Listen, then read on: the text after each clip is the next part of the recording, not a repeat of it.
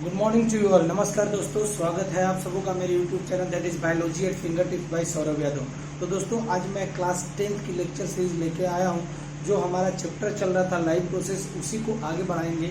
तो यहाँ हम आज के पूरे लेक्चर में देखेंगे कि बेटा न्यूट्रिशन किस हिसाब से होता है इन the case of unicellular organism. Basically paramecium और अमीबा के दो मोड ऑफ न्यूट्रिशन दे रखे हैं एनसीईआरटी में।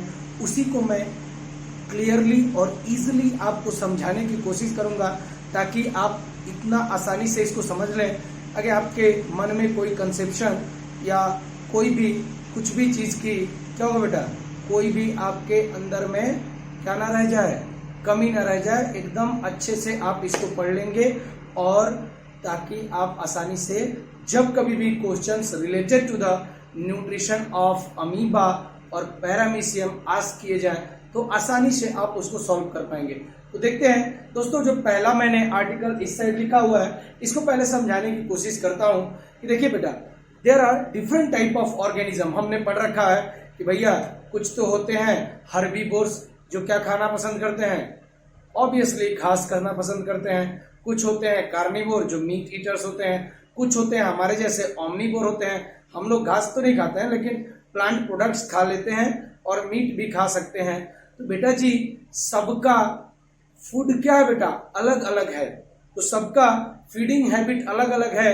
तो सबके अंदर में क्या होगा बेटा, डाइजेस्टिव सिस्टम भी क्या होगा, अलग अलग ही होगा अगर सिस्टम होगा तब। लेकिन अगर बात कर ले यूनिसेलुलर ऑर्गेनिज्म की, एक सेल की है, तो उनके अंदर में कोई डाइजेस्टिव ऑर्गन तो होगा नहीं, कोई भी रेस्पिरेटरी ऑर्गन तो होगा नहीं। तो होगा क्या, एक सिंगल सेल के अंदर में ही उनके अंदर में डाइजेशन होगा, रेस्पिरेशन होगा, एक्सक्रीशन होगा।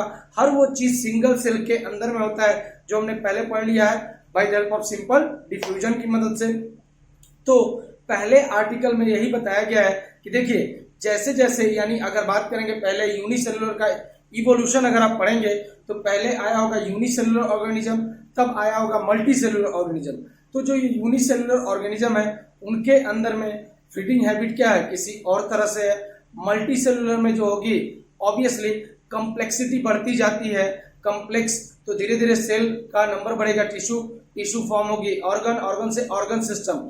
ऑर्गन सिस्टम बेसिकली पाया जाता है कॉम्प्लेक्स ऑर्गेनिज्म में। तो उनके अंदर में एक डाइजेस्टिव सिस्टम होगा, एक्सक्रीटरी सिस्टम होगा, उसी तरह से सर्कुलेटरी सिस्टम होता है। ये कॉम्प्लेक्स ऑर्गेनिज्म की बात करेंगे तो हर एक सिस्टम पाया जाता है। लेकिन अगर बात करेंगे यूनिसेलुलर, सब कुछ एक ही सेल के अंदर में होगा, तो उनका मोड ऑफ टेकिंग फूड अलग होगा, हमारा मोड ऑफ टेकिंग फूड अलग होगा। तो इन सारी चीजों को पहले आर्टिकल में समझाया गया है। How do organism obtain their nutrition, किस तरह से कोई भी ऑर्गेनिज्म अपना न्यूट्रिशन ले रहा है। देखिए, सिंस द फूड, यानी फूड भी जो होगा अलग अलग है, कोई हर्बीवोर, कोई कार्निवोर, कोई omnivore, the way it is obtain differ. किस हिसाब से, देखिए वे, कई बार अगर आप देखेंगे अमीबा का स्ट्रक्चर, तो यहाँ पे कोई एक डेफिनिट शेप और स्ट्रक्चर नहीं होता है। यहाँ अमीबा के अंदर में कोई माउथ नहीं होता है, तो वो बेसिकली सूडोपोडिया की मदद से फूड को अंदर इंगल्फ करते हैं, फेगोसाइटोसिस करते हैं। तो वहां पे कोई माउथ नहीं है। लेकिन हम पैरामीशियम देखेंगे, वहां पे है बेटा माउथ, यानी सबका मोड ऑफ टेकिंग फूड भी क्या होगा, अलग होगा। कोई सूडोपोडिया बना के ले रहा है, कोई माउथ में ले रहा है, तो ऑब्वियसली इंजेक्शन भी क्या होगा, अलग अलग होगा। तो ऑब्टेन करेगा, वे इट इज ऑब्टेन वो भी डिफर होगा। The digestive system is different in various organism. अगर बात करें रूमिनेंट की बात कर लें, यानी अगर ये काऊ बफेलो, देखो उनका पीठ कितना बड़ा होता है, तो ऑब्वियसली उनको क्या करता है बेटा, सेलुलोज को डाइजेशन करना होता है। हम भूसा वूसा नहीं खाते हैं, हम सेलुलोज नहीं खाते हैं, हम जनरली खाते हैं स्टार्च खाते हैं, ग्लूकोज खाते हैं, ये सारी चीजें। तो हमारा पेट छोटा है, तो भैया सबका डाइजेस्टिव सिस्टम भी अलग अलग है। तो यही पहले पॉइंट में कह रहा है कि अलग अलग ऑर्गेनिज्म अलग अलग फूड खाते हैं, अलग अलग मोड ऑफ जगह से लेते हैं, और डाइजेस्टिव सिस्टम भी अलग अलग होगा। सिंगल सेल ऑर्गेनिज्म की बात करें, the food may be taken by entire surface, वहां पे इंटायर सरफेस से लिया जाता है। जैसे मान लीजिए यहाँ पे फूड पार्टिकल सेल के बाहर में है, फूड पार्टिकल का कंसंट्रेशन बहुत ज्यादा है। यहाँ पे मान लीजिए बहुत सारे, इतने सारे फूड पार्टिकल है, यहाँ पे केवल एक फूड पार्टिकल है, ठीक है। तो यहाँ क्या है, हाई कंसेंट्रेशन, एससी मतलब हाई कंसेंट्रेशन, एलसी मतलब लो कंसेंट्रेशन। मूवमेंट कहाँ हो जाएगा, from high to low concentration of food, that is diffusion, जो पूरा होल सरफेस के माध्यम से होता है। तो in single celled organism the food may be taken by entire surface, यहां आप लिख सकते हैं थ्रू किस प्रोसेस के द्वारा, डिफ्यूजन के द्वारा जा सकता है। सो हमने लिख लिया, बेसिकली डिफ्यूजन का मतलब होता है कोई भी पार्टिकल अपने हायर कंसेंट्रेशन से लोअर कंसेंट्रेशन में जाएगी, उसको बोलते हैं डिफ्यूजन। तो याद रखो, सेल के बाहर में फूड का कंसेंट्रेशन बहुत ज्यादा है, हाई कंसेंट्रेशन है, सेल के अंदर में एक ही फूड पार्टिकल है मान लीजिए, लो कंसेंट्रेशन है, मूवमेंट क्या होगा, फ्रॉम हाई टू लो, इसको बोला जाता है बेटा डिफ्यूजन।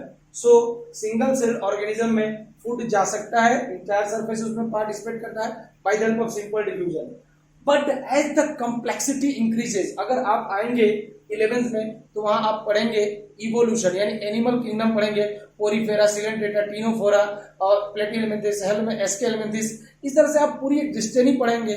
जैसे पहले कौन आया, बाद में कौन आया, पहले पोरीफेरा आया, फिर सिलेंट्रेटा आया, फिर टीनोफोरा आया, इस तरह से डेवलपमेंट आप देखेंगे। लास्ट में जैसे अगर सिंपल सी अगर मैं बात करूं, जैसे बर्ड्स, एम्फीबियंस, ये सारी चीजें पहले आए, फिशेस के बाद में एम्फीबियंस के बाद में बर्ड्स, फिर रेप्टाइल्स, तब मैमल्स है। तो ये धीरे धीरे इवोल्यूशन हो रखा है। तो जैसे जैसे कॉम्प्लेक्सिटी बढ़ेगी ऑर्गेनिज्म की, वैसे वैसे उसके अंदर में क्या होगा बेटा, ऑर्गन सिस्टम भी डेवलप होगा, और ऑर्गन सिस्टम डेवलप होगा तो सारे ऑर्गन्स भी डेवलप हो जाएंगे। एक्सक्रीटरी सिस्टम जो एक्सक्रीशन में मदद करेगा, डाइजेस्टिव सिस्टम डाइजेशन में मदद करेगा, सर्कुलेटरी सिस्टम सर्कुलेशन में मदद करेगा, तो सारे सिस्टम आपके डेवलप हो सकते हैं। तो बेसिकली जब कॉम्प्लेक्स ऑर्गेनिज्म की बारी होगी तो वहां पे डेफिनिट डाइजेस्टिव सिस्टम होता है जो न्यूट्रिशन में मदद करेगा, न्यूट्रिएंट्स को डाइजेस्ट करने में मदद करेगा। But the complexity of organism increases, different parts become specialized to perform different function, जैसे respiratory system, circulatory system, excretory system, सारे सिस्टम का मैंने जिक्र कर दिया। तो आई थिंक जो इधर जो दे रखा है ये पार्ट आपको समझ में आ गया होगा। एक बार लिख लीजिए, फिर मैं इसको इरेज करता हूं।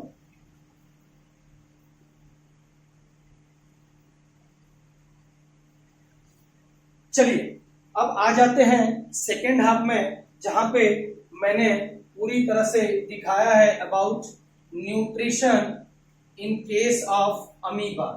ओके जी, देखेंगे, ध्यान देंगे और हर एक चीज, हर एक पहलू को नोट करते रहेंगे, क्योंकि बेटा नोट्स बड़ा ही इंपॉर्टेंट है। यही चीज होगी जो आपके पास में आपकी कॉपी पे अवेलेबल होगा, क्योंकि बार बार आप ये चैप्टर देख नहीं सकते हो। अगर आप नोट्स बना रहे हो कॉपी पे अच्छे से तो डेफिनेटली आपके मार्क्स अच्छे आएंगे, और मैं आस करूंगा कि किस किस ने नोट्स बनाया है। चलिए पहले हम देखते हैं nutrition in case of amoeba. तो न्यूट्रिशन जानने से पहले हम क्या करते हैं बेटा जी, यहाँ पे कुछ बातें आपके अमीबा के बारे में जान लेते हैं। देखिए अमीबा जो होता है एक यूनिसेलुलर ऑर्गेनिज्म होता है, यानी एक सिंगल सेल से बना हुआ ऑर्गेनिज्म है। तो पहला पॉइंट यही लिखा हुआ है, amoeba is an unicellular organism. दूसरा पॉइंट अगर बात करें बेटा, अमीबा का कोई डेफिनिट शेप नहीं होता है। देखिए ये कई बुक में आप ऐसे भी देखोगे, कई बुक में ऐसे भी देखोगे, कई बुक में ऐसे भी देखोगे, यानी इसका कोई डेफिनिट शेप नहीं होता है, ध्यान रख लीजिएगा। तो सेकेंड पॉइंट आपको समझ में आ गया, amoeba does not have definite shape. Okay, अब जो मोस्ट इंपॉर्टेंट पॉइंट है, देखिए अमीबा जो एक माइक्रोस्कोपिक स्ट्रक्चर है जो कि वाटर में पाया जाता है, यानी एक्वाटिक एनिमल से। कौन सा एनिमल है? एक्वाटिक एनिमल, यानी कि जो पानी में पाया जाता है। बेसिकली ये जब माइक्रोस्कोपिक है तो ये जो फूड खाता होगा वो भी क्या होगा बेटा? माइक्रोस्कोपिक। ये बेसिकली माइक्रोस्कोपिक प्लांट और एनिमल्स दोनों को इनगल्फ करके अपने अंदर में, सेल के अंदर में इनगल्फ करके खाने का काम करता है। तो थर्ड पॉइंट है, अमीबा इट्स टाइनी, टाइनी मतलब छोटा, या लिखा हुआ है microscopic plant and animals as food which floats. जो बेसिकली ये खुद वाटर में रहता है तो उसके खाना भी कहाँ रहेगा? वाटर में रहेगा। Which floats in water where it is present. यानी अगर आप देखोगे बेटा जी तो अमीबा खुद अपना खाना नहीं बना रहा है, ठीक है जी, मैंने बता ही दिया था। ग्रीन प्लांट्स, एल्गी, ये सारे ब्लू ग्रीन एल्गी ये जो होते हैं ऑटोट्रॉप्स होते हैं। लेकिन इनको छोड़ दीजिए, जो अपना खाना खुद नहीं बनाता है उसको क्या बोलेंगे? हेट्रोट्रॉप्स। सो अमीबा क्या बेटा? Heterotroph. So mode of nutrition इसके अंदर में क्या होगा? Heterotrophic mode of nutrition. So इसको भी अगर आप लिखना चाहें तो लिख लीजिएगा, mode of nutrition heterotrophic nutrition इसके अंदर में पाया जाएगा। ओके, यानी ये अपना खाना खुद नहीं बना सकता है। सो इसके अंदर में कौन सा न्यूट्रिशन पाया जाएगा? Heterotrophic mode of nutrition. Mode of nutrition basically कौन होगा? हेट्रोट्रॉफिक। ओके, यानी अपना खाना खुद नहीं बना सकता है। बेसिकली अगर आपने मेरे साथ मेरे लेक्चर्स किए हैं तो मैंने बताया था कि इन case of human beings the mode of nutrition, बिल्कुल हेट्रोट्रॉपिक मोड ऑफ न्यूट्रिशन में भी एक स्पेशल न्यूट्रिशन होता है जिसको हम लोग बोलते हैं बेटा holozoic mode of nutrition. Holozoic mode of nutrition वो न्यूट्रिशन होता है जिनके केसेस में 5 चीजें होंगी। सबसे पहले खाना माउथ से या किसी और ऑर्गन से अंदर जाएगा, that is called as ingestion. फिर यहाँ पे कॉम्प्लेक्स फूड टूटेगा सिंपल फूड में, दैट इज डाइजेशन। फिर उसके बाद ये एब्जॉर्ब, जो डाइजेस्टेड फूड होगा ये एब्जॉर्ब होगा इनटू द सेल या ब्लड और लिम्फ में, तो उसको बोलते हैं एब्जॉर्प्शन। फिर ये जो डाइजेस्टेड या एब्जॉर्ब फूड है, ये एब्जॉर्ब फूड का क्या होगा बेटा? रेस्पिरेशन। तो उससे आपको मिलेगी एनर्जी। यानी अगर आप यूज कर रहे हैं इन जो एब्जॉर्ब फूड को to obtain energy, that is called as assimilation. और लास्ट दैट जो वेस्ट पार्टिकल यानी जो डाइजेस्ट नहीं होगा वो बाहर निकल जाएगा, that is called as egestion. तो जिन किसी में भी इंजेशन, डाइजेशन, एब्जॉर्प्शन, एसिमिलेशन और लास्ट में इजेशन, अगर ये टाइप का न्यूट्रिशन पाया जा रहा है, that type of nutrition is called as holozoic mode of nutrition. क्या बोलते हैं बेटा जी? Holozoic mode of nutrition. So the mode of nutrition in case of amoeba is holozoic. Holozoic का मतलब जहां पे 5 चीजें होंगी, इंजेशन, देन डाइजेस्ट, पहले इंजेशन होगा, फिर उसके बाद डाइजेशन, फिर उसके बाद एब्जॉर्प्शन, फिर उसके बाद एसिमिलेशन और लास्ट में होगा इजेशन। नोट डाउन करिएगा, पहले ये होगा, दूसरा ये होगा, तीसरा ये होगा, चौथा ये होगा, पांचवा ये होगा। तो इस प्रकार का न्यूट्रिशन अगर किसी में पाया जाता है तो उसको बोलते हैं holozoic mode of nutrition. Okay, so the process of obtaining food by amoeba is called phagocytosis.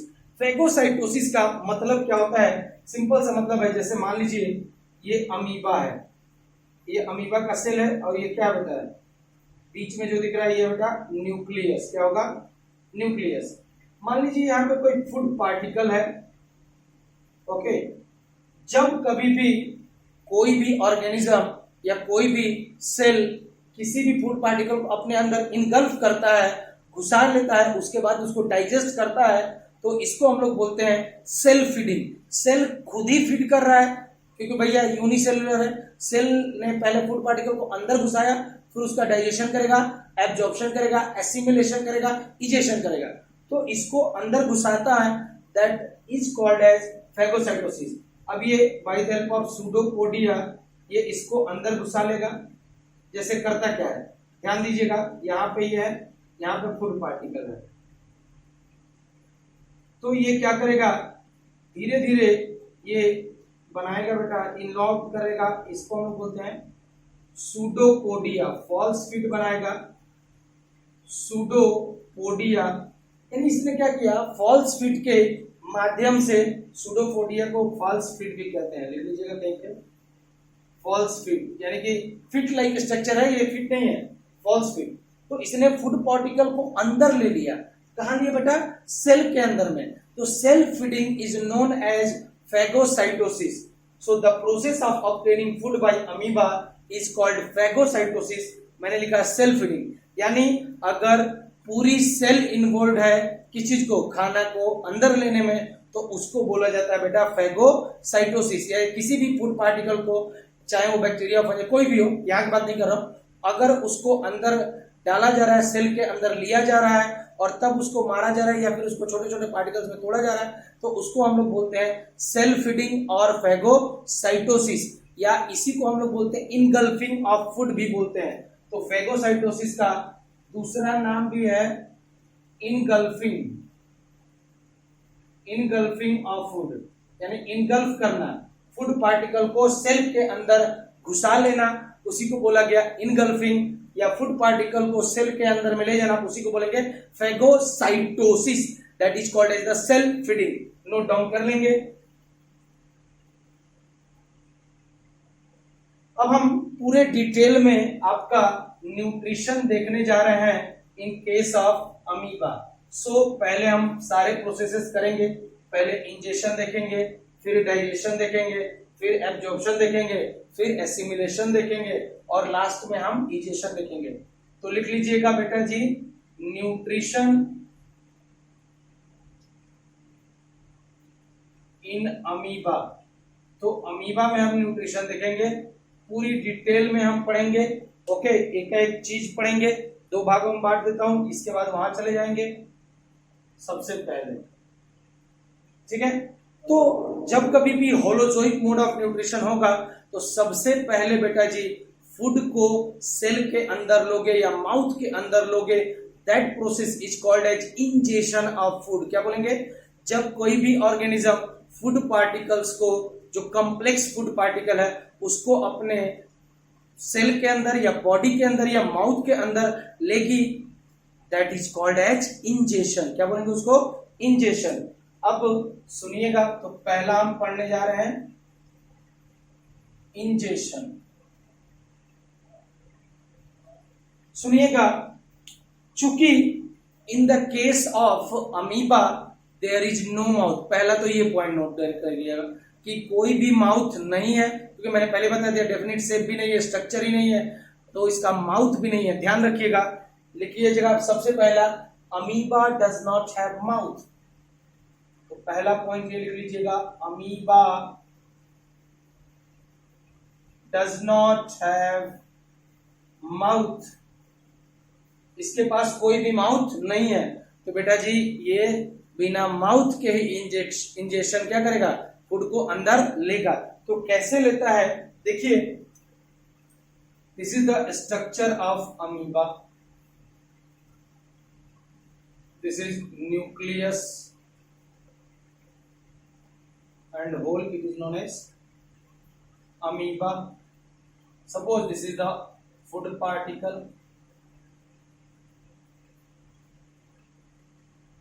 Okay, first of all ये अमीबा क्या करेगा, सबसे पहले जब ये फूड पार्टिकल उसके पास में आएगा, when food particle comes near to the amoeba, then it will form pseudopodia, a finger like projection that, अगर मान लीजिए ये फूड पार्टिकल है, तो मैं एक इस तरह से, या कोई भी एक छोटा फूड पार्टिकल है, suppose this is the food particle, ये यहाँ पे रखा हुआ है, suppose this is the food particle, तो और ये अमीबा है, अमीबा। तो ये क्या करेगा बेटा, ये अपनी बॉडी को इनलार्ज करके इसके चारों तरफ क्या करेगा, सूडोपोडिया बना देगा, फॉल्स फिट को बनाएगा और इसको अपने सेल के अंदर घुसा लेगा, that is called as the finger like projection, जो टेम्पोरली कुछ समय के लिए बनता है, finger like projection, that is called as pseudopodia.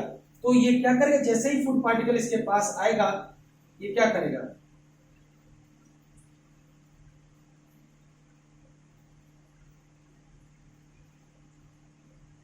It will form pseudopodia, ये दिख रहा है, और ये इसको अपने अंदर में घुसा लेगा। This structure is called as pseudopodia. Pseudopodia, pseudopodia का मतलब होता है बेटा जी फॉल्स फिट, यानी ये फॉल्स फिट को बनाएगा ताकि ये क्या कर सके बेटा, ये जो फूड पार्टिकल है इसको अपने सेल के अंदर में इनगल्फ कर ले, घुसा ले, फेगोसाइटोसिस कर ले, तो this is called as pseudopodia. तो ध्यान रखिएगा, ये सूडोपोडिया के माध्यम से फूड को अंदर लेगा और इसके बाद क्या होगा बेटा, फूड इसके अंदर में पहुंच जाएगा और एक वैक्यूल बनेगा जिसको हम लोग बोलते हैं न्यूक्लियस, मान लो यहां पे है ही। It will form a vacuole that is called as food vacuole, जिसके अंदर में आपका क्या होगा बेटा जी, फूड पाया जाएगा। क्या पाया जाएगा, फूड पाया जाएगा, याद रखिएगा। फिर जैसे ये न्यूक्लियस है, इसके बाहर वाला जो स्ट्रक्चर है उसको हम लोग बोलते हैं बेटा साइटोप्लाज्म। क्या बोलेंगे, साइटोप्लाज्म। जैसे ये भी क्या है बेटा, साइटोप्लाज्म, अंदर वाला स्ट्रक्चर, बाहर वाला सेल मेम्ब्रेन। ये क्या है, cell membrane. Okay, this is the cell membrane, अंदर वाला न्यूक्लियस, बाहर का जो स्ट्रक्चर है जो जहां पे खाली स्पेस दिख रहा है, that is called as the cytoplasm. याद क्या रखना है बेटा जी, ये जो साइटोप्लाज्म होता है ना, साइटोप्लाज्म, ये साइटोप्लाज्म में बहुत सारी डाइजेस्टिव एंजाइम होती है। ध्यान रख लीजिएगा, साइटोप्लाज्म के अंदर में बहुत सारी डाइजेस्टिव एंजाइम्स होती है।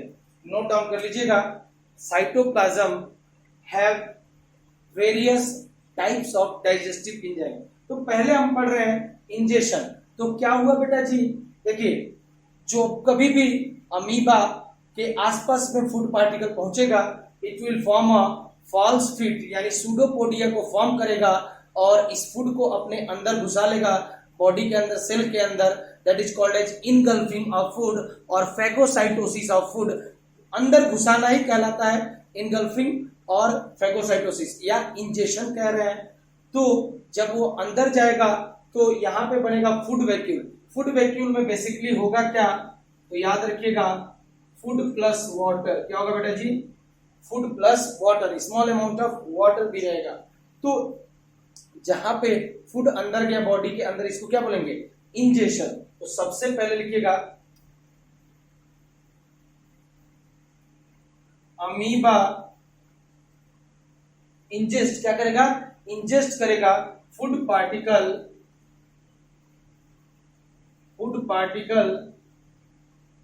by preparing or forming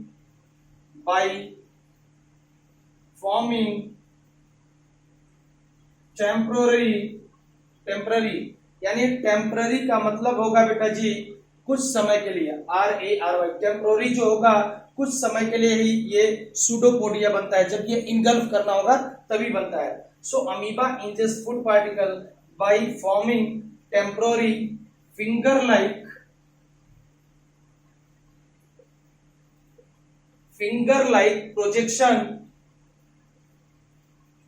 like projection called as pseudopodia।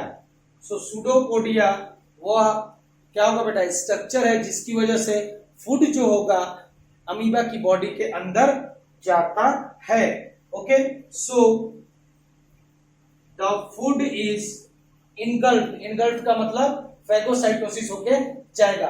The food is इनगल्फ्ड का मतलब ये फूड जो होगा सेल के अंदर में जाएगा। मैंने पहले बता दिया, सेल फीडिंग, फैगोसाइटोसिस और इनगल्फिंग, ये तीनों चीजें एक ही है। सो द फूड इज इनगल्फ्ड, यानी कि कहां जाएगा, हम लोग के माउथ के अंदर में जाता है, इसके अंदर कहां है, सेल के अंदर। So the food is इनगल्फ्ड with a little water, तो कुछ वाटर मॉलिक्यूल्स के साथ में अंदर चला जाएगा टू फॉर्म अ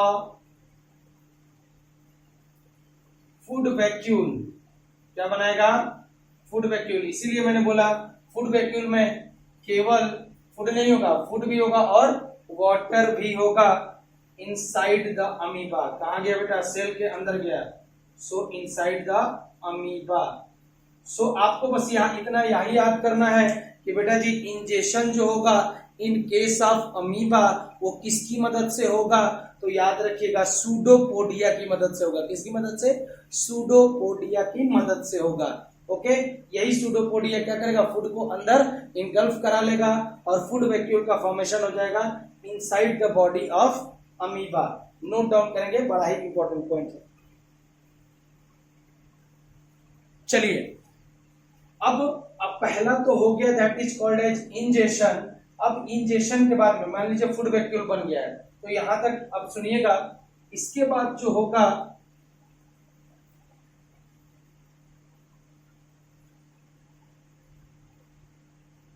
मैं इसको डिलीट कर देता हूं, दैट इज इंजेशन जो पहला हो गया। तो अब हमारे पास जो स्ट्रक्चर है उसको मैं बना लेता हूं, जो हमारे पास अभी स्ट्रक्चर है। तो ये है इंजेक्शन के बाद। इंजेक्शन के बाद अब आपको नहीं डिलीट करना है, इंजेक्शन के बाद जो मेरे पास है, दिस इज द न्यूक्लियस, ठीक है, साइटोप्लाज्म, ये क्या होगा, सेल मेम्ब्रेन,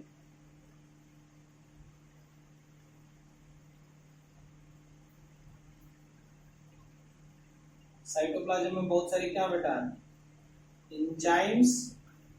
और अभी जो बना है यहाँ पे हमारे पास क्या बना बेटा, फूड वैक्यूल। तो ये इंजेक्शन के बाद वाली स्टेज है। अब ये इंजेक्शन के बाद में जो सेकेंड स्टेज आती है, that is called as digestion. क्या होगा बेटा जी, डाइजेशन। तो सुनिएगा, जो सेकेंड स्टेज हम पढ़ने जा रहे हैं, that is called as digestion. So injection के बाद सेकेंड वाली जो चीज होती है वो होता है बेटा जी डाइजेशन। क्या होगा, डाइजेशन। सुनिएगा, डाइजेशन में क्या होगा, suppose this is the amoeba, okay, यहां मान लो ये छोटा सा न्यूक्लियस है, ओके। यहां पे ये बड़ा वाला पार्ट जो दिख रहा है, यहां पे थोड़ा मैंने बड़ा बनाया है, ये मान लीजिए क्या है बेटा, फूड वैक्यूल। तो याद रखिए, कोई भी पहला इंजेक्शन करेगा कोई भी ऑर्गेनिज्म, तो उसके अंदर में जो फूड गया होगा वो होगा बेटा कॉम्प्लेक्स फूड। क्या होगा, कॉम्प्लेक्स फूड। तो मान लीजिए फूड वैक्यूल के अंदर में ये बड़ा सा है, कौन सा फूड, कॉम्प्लेक्स फूड, ओके। सो अब क्या होगा इन द केस ऑफ डाइजेशन, सुनिएगा, जो हमने बोला साइटोप्लाज्म, साइटोप्लाज्म के अंदर में बहुत सारी क्या बेटा, एंजाइम्स, या सीधी सी बात बोलूं तो इसके अंदर में बहुत सारी हैं डाइजेस्टिव एंजाइम्स। क्या बेटा जी, अब क्या होगा, ये जितनी भी डाइजेस्टिव एंजाइम्स हैं साइटोप्लाज्म में, ये मूव कर करके कहा जाएंगी, ये मूव कर करके मूव कर करके मूव कर करके मूव कर करके आपके कहा चली जाएंगी, फूड वैक्यूल के अंदर में चली जाएंगी। साइटोप्लाज्म के अंदर में जो भी डाइजेस्टिव एंजाइम्स है, क्योंकि मुझे अब कॉम्प्लेक्स फूड को तोड़ना है, सिंपल में तो मैं तो तोड़ नहीं पाऊंगा, जो एंजाइम्स होंगी वही तोड़ेंगी। तो जो साइटोप्लाज्म की एंजाइम्स है ये मूव करके कहां चली जाएंगी, आपके फूड वैक्यूल के अंदर, जिसकी वजह से कॉम्प्लेक्स फूड टूट जाएगा ये छोटे छोटे क्या बोलेंगे बेटा, सिंपल और स्मॉल सॉल्युबल मॉलिक्यूल्स में। इसमें टूट गया स्मॉल एंड सॉल्युबल मॉलिक्यूल में, यानी कि जो वाटर में सॉल्युबल होगा, स्मॉल सॉल्युबल मॉलिक्यूल में टूट जाएगा।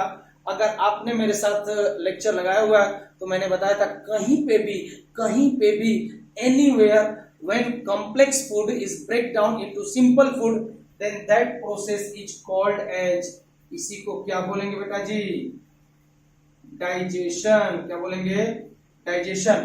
तो हुआ क्या, देखिए फूड वैक्यूल में कॉम्प्लेक्स फूड आया था, ठीक है।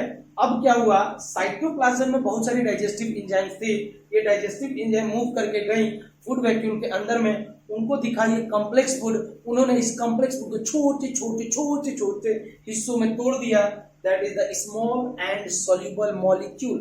सो कहीं भी जब कभी भी बात हो लार्ज मॉलिक्यूल्स ब्रेक डाउन होके स्मॉल मॉलिक्यूल्स में टूट गया, this process is called as digestion. क्या होगा बेटा जी, डाइजेशन। सो लिखिएगा, डाइजेशन में लिखिएगा, इन अमीबा अमीबा की बात हो रही है। फूड इज डाइजेस्टेड इन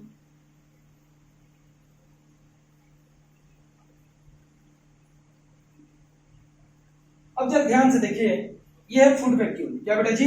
बड़ा वाला जो पार्ट है फूड वैक्यूल। तो ये कॉम्प्लेक्स टूट के स्मॉल में टूटा है, फूड वैक्यूल के अंदर टूटा है कि फूड वैक्यूल के बाहर? यानी सिंपल सा मैं पूछ रहा हूँ, डाइजेशन फूड वैक्यूल के अंदर हुआ कि फूड वैक्यूल के बाहर?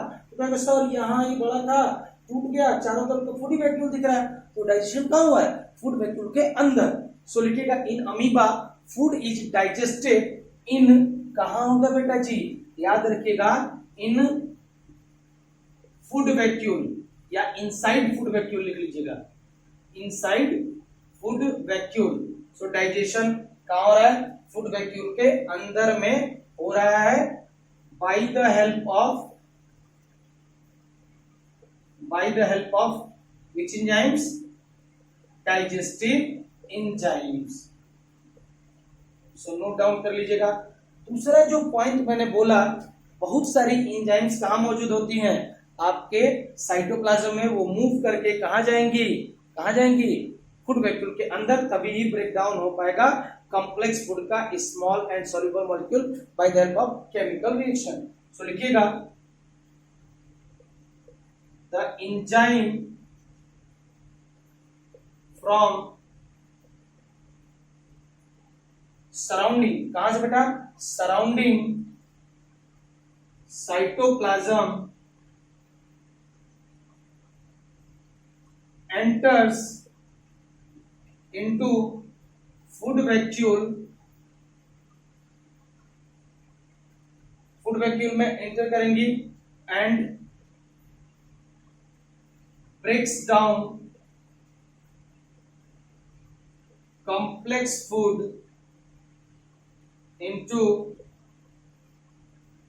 सिंपल और स्मॉल बोल सकते हैं, इनटू स्मॉल and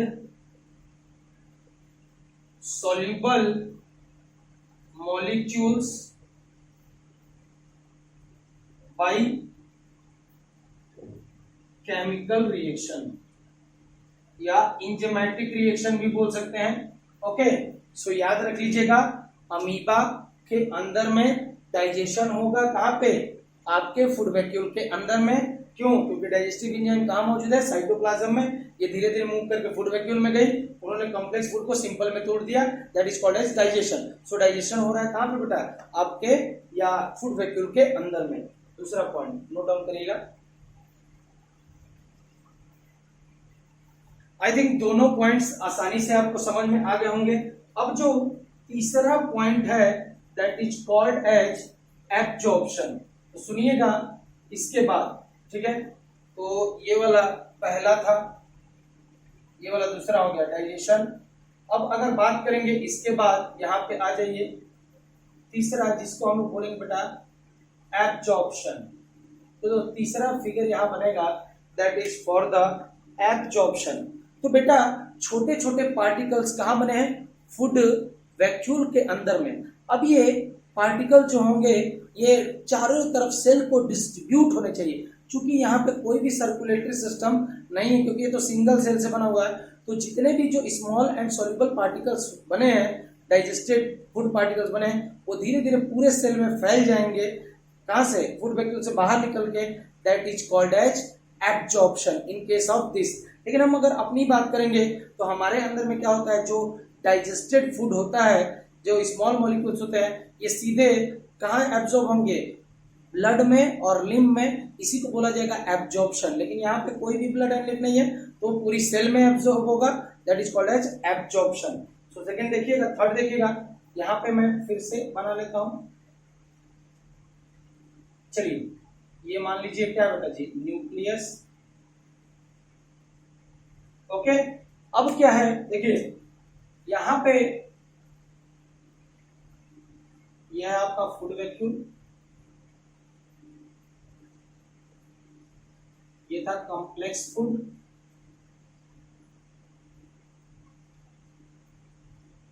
ये टूट गया छोटे छोटे पार्टिकल्स में, यानी डाइजेशन हो चुका है। अब ये क्या होगा बेटा जी? जो ये पार्टिकल्स हैं जो आपके कहाँ पे फूड वैक्यूल, अब वो फूड वैक्यूल से बाहर आएंगे और बाहर आके पूरी तरह पूरे सेल में क्या हो जाएंगे बेटा, डिस्ट्रीब्यूट हो जाएंगे।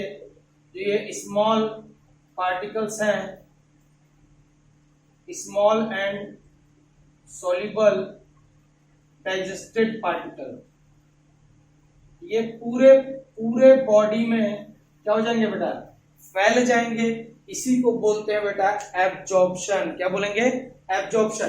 तो क्या हुआ, जितना भी था वो सारी तरफ क्या हो गया बेटा, फैल गया। जितना भी डाइजेस्टेड फूड पार्टिकल्स था वो पूरे सेल में डिस्ट्रीब्यूट हो गया। और जब एब्जॉर्प्शन पूरा हो जाएगा, इसी को बोलेंगे एब्जॉर्प्शन। अब जब एब्जॉर्प्शन पूरा हो जाएगा तो आपका फूड वैक्यूल भी क्या हो जाएगा, डिसअपियर हो जाएगा। तो लिखिएगा the third point that is called as absorption. Absorption में लिखिएगा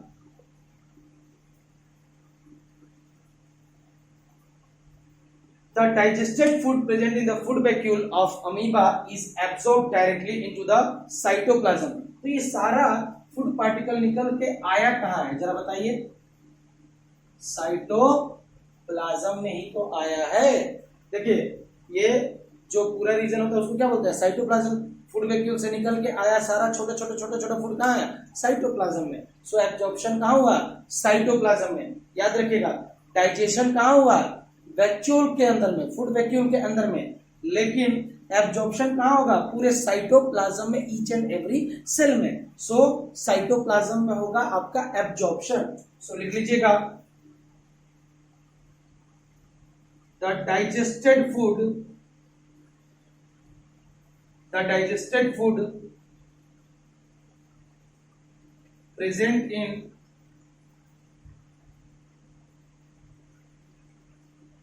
फूड वैक्यूल। जब डाइजेशन हुआ था तो डाइजेस्टेड फूड कहाँ थे, फूड वैक्यूल के अंदर में ही होगा। ऑफ अमीबा इज एब्जॉर्ब, अब वो एब्जॉर्ब होगा, इज एब्जॉर्ब बाई, और एब्जॉर्ब डायरेक्टली होगा कहां पे, मैंने बोल दिया इनटू साइटोप्लाज्म। कहां पे बेटा जी, साइटोप्लाज्म में होगा ऑफ अमीबा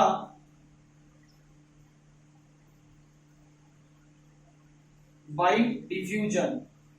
सो डिफ्यूजन का मतलब क्या हुआ, देखिए यहाँ पे फूड पार्टिकल, स्मॉल मॉलिक्यूल सब कहाँ थे, पूरा फूड पार्टिकल्स कहाँ रहा होगा, सबसे पहले आपके फूड वैक्यूल के अंदर में, साइटोप्लाज्म में कुछ नहीं था। देखिए इसको समझिएगा, जैसे मान लीजिए ये फूड वैक्यूल है, ये यहाँ पे देख लीजिए, इधर वाला तो आपका इधर वाला पार्ट हो गया होगा, तो इधर वाला थोड़ा मैं डिलीट कर देता हूं। देखिए यहाँ पे क्या हुआ होगा, सपोज करिए यह है फूड वैक्यूल, यहाँ पे बहुत सारे स्मॉल मॉलिक्यूल्स थे, यहाँ पे एक दो स्मॉल मॉलिक्यूल्स, यानी डाइजेस्टेड फूड यहाँ पे बहुत ज्यादा था। यहाँ पे क्या थे, या स्मॉल मॉलिक्यूल, सोल्यूबल मॉलिक्यूल्स का कंसंट्रेशन क्या था, सोल्यूबल मॉलिक्यूल्स बहुत ही कम थे। यहाँ पे भी जो आपके छोटे छोटे बने हैं उसको भी हम लोग सोल्यूबल मॉलिक्यूल से लिख लेते हैं। तो सोल्यूबल मॉलिक्यूल्स आपके फूड वैक्यूल में बहुत ज्यादा थे। आज सोल्यूबल मॉलिक्यूल, ये जो पार्ट है इसको हमने बोला साइटोप्लाज्म। यहाँ पे काफी कम 3 दिख रहे हैं, यहाँ पे इतने सारे दिख रहे हैं, तो मूवमेंट कहां से होगा, from high concentration to low concentration. यहाँ हाई कंसंट्रेशन है, यहाँ लो कंसंट्रेशन है। इसी प्रोसेस को बोला जाता है क्या बेटा, जब कभी भी कोई भी चीज मूव करेगी from their high concentration to the low concentration, that is called as diffusion. क्या बोलेंगे, डिफ्यूजन। तो इसीलिए लिखा है the digested food present in the food vacuole of amoeba is absorbed directly into cytoplasm of amoeba by the help of diffusion। क्या होगा, by the help of diffusion। और एक और पॉइंट लिख लीजिएगा, after absorption food vacuole will be disappeared। so ये point भी लिख लीजिएगा, absorption के अंदर में लिख लीजिएगा। यहां मैं लिख देता हूं नोट डाल के, absorption में लिखना है after absorption of food vacuole will be disappear. So food vacuole क्या होगा बेटा? disappear हो जाएगा जब absorption of food हो जाएगा तब. नोट डाउन कर लीजिएगा. This is really much important about the absorption. Okay? अब आ जाते हैं the next process, that is the fourth process. उसको हम लोग बोलेंगे बेटा जी, क्या बोलेंगे? अरे क्या बोलेंगे? एसिमिलेशन. क्या बोलेंगे? Assimilation. Fourth will be the assimilation. देखिए हमारे पास अभी तक क्या हो चुका है, ये अमीबा है, ये मान लीजिए इधर में न्यूक्लियस हो गया, ये यहाँ पे हमारा फूड वैक्यूल डिसअपियर हो जाएगा, चारों तरफ ये स्मॉल मॉलिक्यूल्स डिसअपियर हो गए हैं. या अगर मान लीजिए यहाँ पे हो गया है एब्जॉर्प्शन. क्या हो गया बेटा? एब्जॉर्प्शन हो गया है. कहां पे एब्जॉर्प्शन होगा? कहां पे बेटा? साइटोप्लाज्म में. अब क्या होगा बेसिकली सुनिएगा, तो बेटा जी इन फूड पार्टिकल्स का क्या होगा बेटा? ऑक्सीडेशन. बिल्कुल, या तो एनएरोबिक भी हो सकता है और एरोबिक रेस्पिरेशन होगा. तो बेसिकली ये जो फूड पार्टिकल्स होंगे, पूरी जो सेल है, सेल के ईच एंड एवरी कंपोनेंट्स इसको रिसीव करेंगे और उससे या उसको बर्न करेंगे, जिससे उनको क्या मिले? एनर्जी. क्या मिलेगा बेटा? एनर्जी. तो देखिएगा ये यहाँ पे बेसिकली करेंगे क्या, जो भी आपका जो सेलुलर ऑर्गेनाइजेशन है वो क्या करेगा? इस फूड को लेगा और in the presence of oxygen तो बर्न करेगा और इससे इसको मिलेगा बेटा जी कार्बन डाइऑक्साइड, वाटर और energy in the form of ATP. यानी जब कभी भी फूड